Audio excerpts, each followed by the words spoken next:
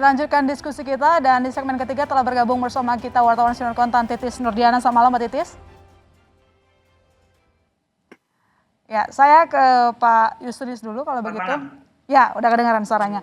Pak Justinus, ini kan kalau pemerintah di RUU KUP itu mengenakan tarif PPN yang multi tarif, ya, mengubah yang berlaku saat ini single tarif 10% dan memasukkan jasa pendidikan, barang jasa dikonsumsi masyarakat banyak dengan tarif 5-7%. Nah, mungkin bisa dijelaskan landasannya seperti apa? Lalu kemudian tadi kan Anda juga menjelaskan bahwa ya tidak semua juga pukul rata gitu ya, tapi mungkin bisa digambarkan klasifikasinya seperti apa yang nanti akan diterapkan tarif tersebut.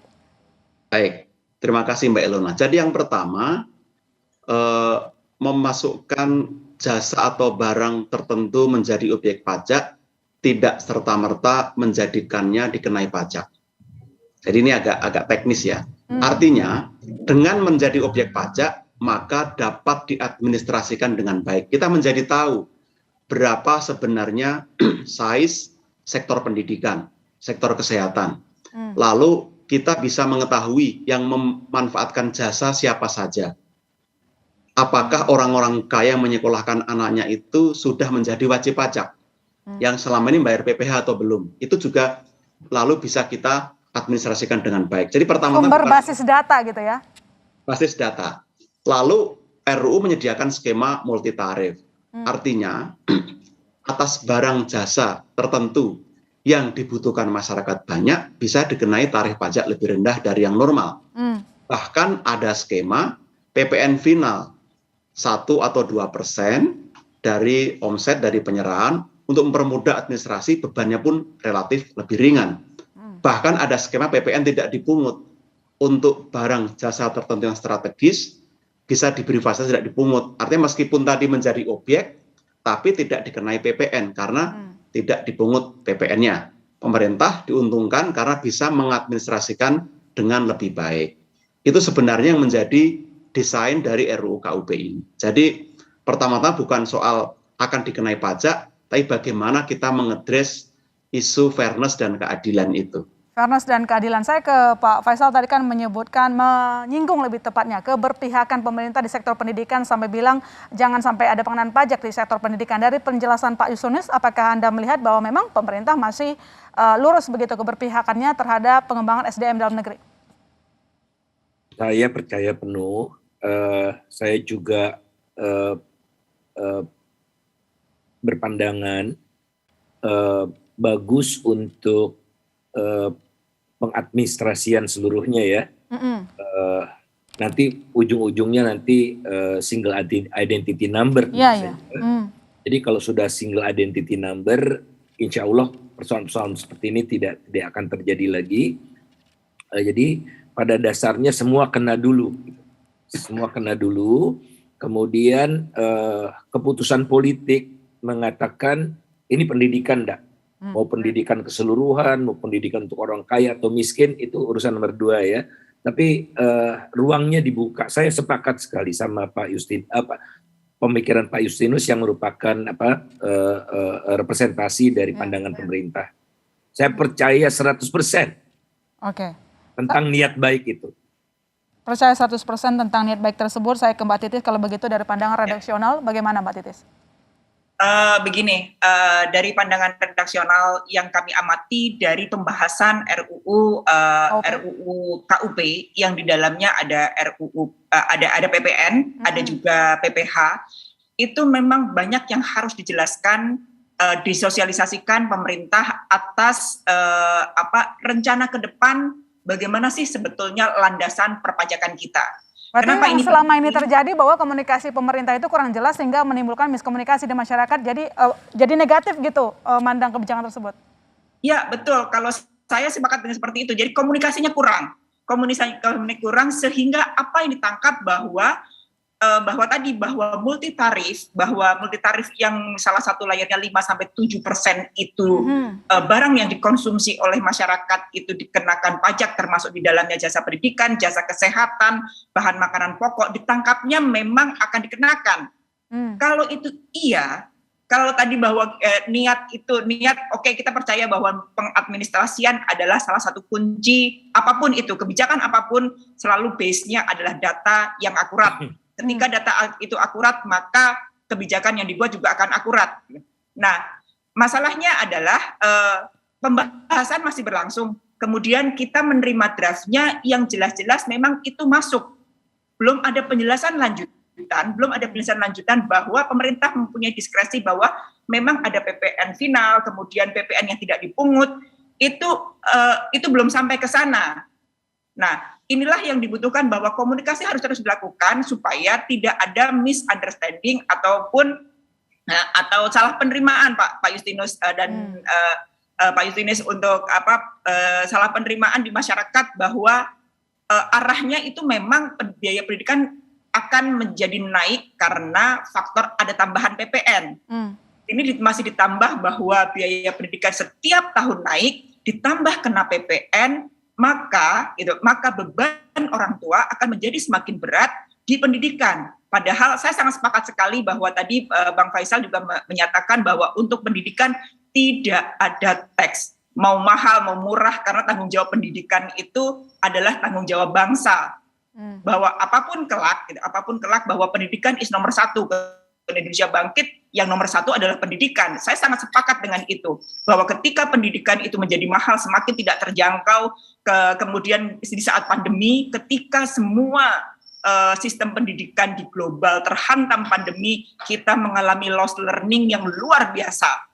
Nah, hal-hal semacam ini menjadikan pemerintah dinilai tidak sensitif, Pak Justinus. Dinilai tidak sensitif terhadap kondisi bahwa loss learning terjadi, tapi pemerintah bergegas untuk untuk memungut PPN di jasa pendidikan. Baik. Nah, itu merobek, Pak. Kalau saya sebagai orang tua yang anaknya sekolah, itu merobek rasa keadilan nurani saya, ini apa-apaan ini gitu. Itu Pak, itu hal-hal saya sangat yakin sekali bahwa suara masyarakat juga akan sama, bahwa ketika kita mengalami loss learning karena pandemi, kita akan dihantam lagi dengan pungutan PPN. Ini benar-benar mencederai yang namanya rasa keadilan soal dan tanggung jawab pendidikan di tangan pemerintah, di tangan negara.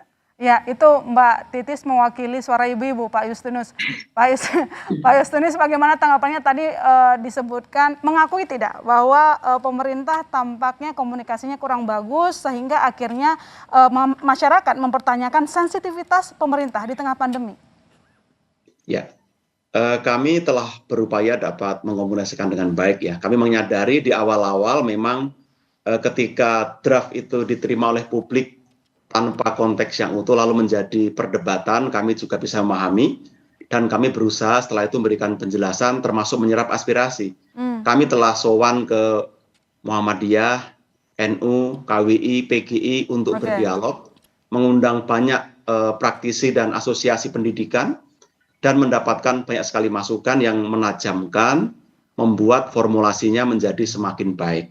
Jadi menurut kami inilah pentingnya kita mendialogkan gagasan ini, bahwa ada yang tidak sepakat itu hal yang biasa, tapi semua punya intensi yang baik. Satu sisi pemerintah ingin memperbaiki administrasi supaya lebih berkeadilan, di sisi lain kita juga harus mempertimbangkan daya beli masyarakat termasuk timing. Kapan kebijakannya akan dilakukan, dan tadi afirmasi bahwa pendidikan itu menjadi mandat konstitusi termasuk hal yang penting untuk peningkatan kualitas bangsa harus terus dijaga.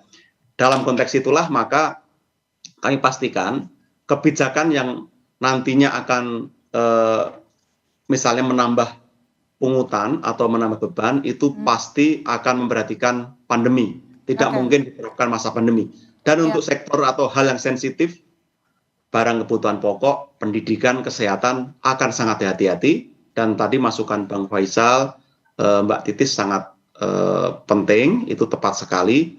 Kita mengafirmasi justru misi sosial kemanusiaan yang dilakukan oleh siapapun harus didukung. Dan itu prinsip kami rasa. Iya, apalagi kalau kita lihat tiap tahun biaya pendidikan itu naik 10-20%. Jadi wajar ya Pak menimbulkan kegaduhan kalau sampai nggak paham gitu. Ini maksudnya pemerintah itu apa? Tapi tadi sudah dijelaskan oleh Pak Justinus. Saya ke Pak Faisal. Pak Faisal, ini kan selain pendidikan kita kemarin juga melihat bahwa ada soal pajak beras meski katanya premium gitu ya. Kemudian di sektor kesehatan dan lain-lain. Anda menanggapinya bagaimana dengan sistem perpajakan kita? Kalau bisa sebelumnya saya ingin sampaikan memang mungkin barang bagus tapi eh, eh, Apa itu? timingnya ya. Timing. Jadi kan mau tidak mau publik akan mengatakan, loh 2022 itu APBN tidak boleh, terakhir APBN itu defisitnya di atas 3%. Jadi untuk membawa ke 3% kan pendapatan harus dinaikkan, ya pajak naik. Wajar gitu jadinya. Momennya ini memang agak repot gitu Iya, ya. iya, iya. Jadi mau tidak mau ya analisis, kan namanya juga analisis, dan itu sah-sah saja. Nah kemudian memang komunikasinya oleh karena itu agak kurang. Dan memang secara keseluruhan Undang-Undang KUP ini bertujuan untuk meningkatkan penerimaan pajak kan. Iya. Memang itu tujuannya. Nah namun mungkin kalau saya boleh katakan kurangnya, pemerintah kelihatannya perlu membuat klasifikasi itu belum, setidaknya saya belum pernah saya lihat. Nah setidaknya pemerintah punya pandangan, jangan diserahkan dalam proses DPR saja gitu. Jadi ada pandangan, ini loh menurut kami yang Pak Justinus sampaikan itu tadi, itu dijabarkan ya, dimasukkan segala macam itu yang pendidikan atau apa ya. Nah, barulah didiskusikan dengan DPR. Nah, karena kekosongan inilah oleh karena itu menimbulkan sakwa sangka, kekhawatiran dan sebagainya. Termasuk juga untuk beras ya. Kan kita ingin simplifikasi. Yang namanya beras basmati, beras macam-macam itu kan relatif kecil sekali, mungkin cuma puluhan ribu ton gitu. Buat apa yang menyebabkan ada loopholes lagi? Oh nanti macam-macam lagi begitu ya. Jadi menurut saya, ayo kita tingkatkan basis pajak secara keseluruhan. Apa sih cara meningkatkan basis pajak secara keseluruhan? Sehatkan ekonomi. Ya. Dorong agar orang miskin semakin sedikit, dorong agar mayoritas rakyat Indonesia itu masuk ke kelas menengah, dorong agar industri usaha mikro yang 98% dari total usaha itu menjadi kecil dan menengah, berbadan hukum dan sebagainya itu. Jadi transformasi ekonomi dulu, baru bicara hasil. Nah memang transformasi ekonomi ini kan bukan tanggung jawab Kementerian Keuangan, tentu saja elemennya ada. Nah setahu saya Bappenas ini sedang menyusun gitu ya, setahu saya sedang menyusun transformasi ini yang membuat bibit unggul ekonomi itu bermunculan gitu ya. Nah bibit unggul bermunculan hasilnya adalah buah yang ranum yang akan dipetik oleh pajak. Nah saya usulkan transformasi ekonominya dikedepankan dulu dan peningkatan kesejahteraan masyarakat dinaikkan. Bayangkan ya 52,8% rakyat Indonesia hidupnya tuh masih insecure. Kalau insecure kan otomatis dia nggak bayar pajak lah, PPh terutama ya. Ya itu dia tadi, artinya perbaikan ekonomi lebih dulu, karena sebenarnya kalau dari Pak Faisal itu mendukung sebenarnya gitu ya Pak dengan rencana pemerintah ini. Cuma waktunya ndak pas, apalagi mungkin di tengah pandemi gitu. Nanti kita lanjutkan lagi saudara diskusi kita, jangan kemana-mana, tetap di Business Talk.